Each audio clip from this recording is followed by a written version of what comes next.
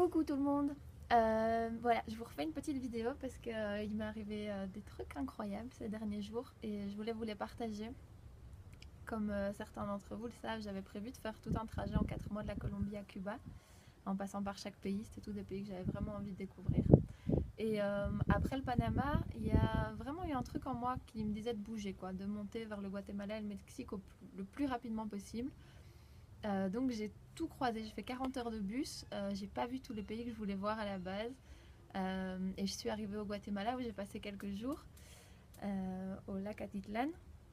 Et puis assez rapidement, je suis pas restée au Guatemala non plus, je suis montée au Mexique toujours avec ce truc de... Je sais pas pourquoi je continue à bouger autant, je comprenais pas trop, mais je bougeais quoi. Et je suis arrivée à San Cristobal de las Casas, une super petite ville ici au sud du Mexique. Et directement, j'ai mis un pied ici et je me suis vraiment sentie bien. Euh, Ça faisait quelque temps que je voyais le reportage En quête de sens passer sur mon fil d'actualité. J'avais envie de le regarder, mais soit j'étais trop fatiguée, soit j'avais pas assez de wifi. Bref, et là j'arrive ici et je le regarde. Et là, grosse surprise, parce que dans ce documentaire, je sais pas si vous l'avez vu ou pas, et si vous l'avez pas encore vu, il faut le voir, il est encore disponible pendant 2 jours en ligne, En quête de sens. Vous devez le voir, c'est un film incroyable.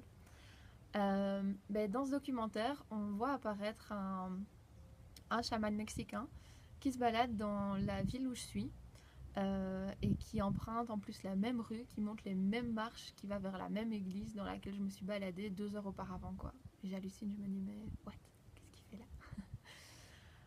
Et puis il commence à parler de tout ce qui m'intéresse tellement, de ces traditions ici, des traditions mayas, des rituels.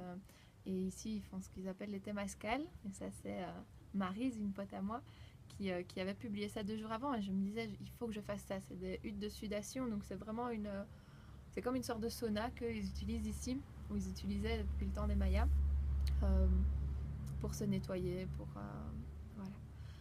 Et, et cette envie quoi qui me trottait dans la tête. Et là, je vois ce film et il parle de ça, il parle de Temascal, d'un endroit où on peut le faire, hein, une communauté. Et je me dis, c'est sûr, je dois y aller, et je dois faire ça, et je dois trouver cette personne qu'on voit dans le documentaire, parce que si elle a fait le documentaire, c'est que c'est quelqu'un de confiance, et il m'inspirait beaucoup. Donc me voilà dans cette ville, c'est quand même une grande ville, à avoir juste son nom. J'ai recherché sur Google, il n'y avait rien, aucune info sur lui, ce que je trouve génial, parce que c'est pas un business. Euh, et je repars juste le jour d'après me balader en me disant je vais trouver quoi, je vais trouver cette personne.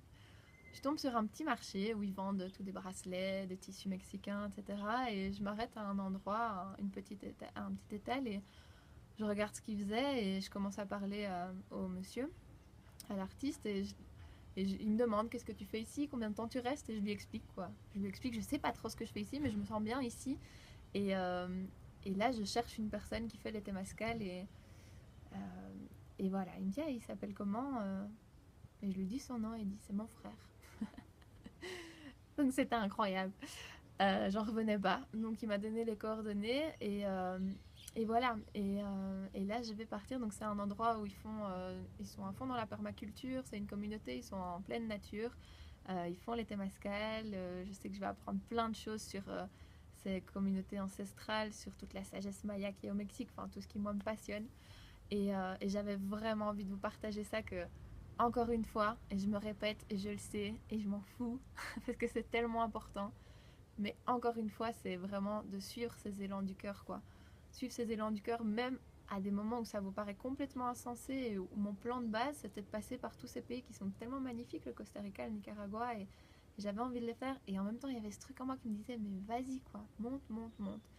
Et c'est tellement important de pouvoir suivre ça, que ce soit pour tout, quoi, dans votre job, dans vos relations, dans vos rêves, c'est vraiment... J'avais vu une vidéo de Steven Spielberg aussi qui disait que notre âme, notre cœur, quand il nous parlait de nos rêves et de notre mission, de ce qu'on était venu faire ici, il le criait jamais à haute voix, quoi. C'était jamais un truc où on allait vous mettre une pancarte énorme en disant vas-y, vis tes rêves, c'est par là, tu dois aller par là. C'est toujours un truc qui vous dit à voix basse, tu peux le faire, suis tes rêves, ça va être génial, c'est ça que tu es venu faire.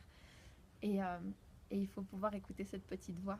Et là, je suis tellement heureuse, quoi. Donc là, je sais pas trop ce qui m'attend, mais je sens que c'est parfait, que c'est là que je dois être. Donc, Je sais pas non plus pour combien de temps je vais être partie là, sûrement peut-être quelques jours. Et je suis impatiente de revenir et de vous raconter ça.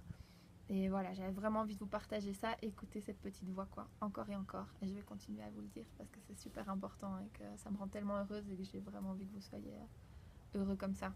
Dans ces moments-là, on n'est jamais aussi heureux que quand on est en train de réaliser un rêve.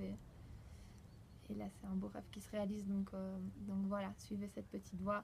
Gros bisous et un million de fois merci pour tous vos messages suite à la première vidéo. C'est un cadeau énorme. Merci pour tout ça et je continue à vous partager ce qui se passe en moi. Et regardez En quête de sens, il reste 2 jours pour le regarder.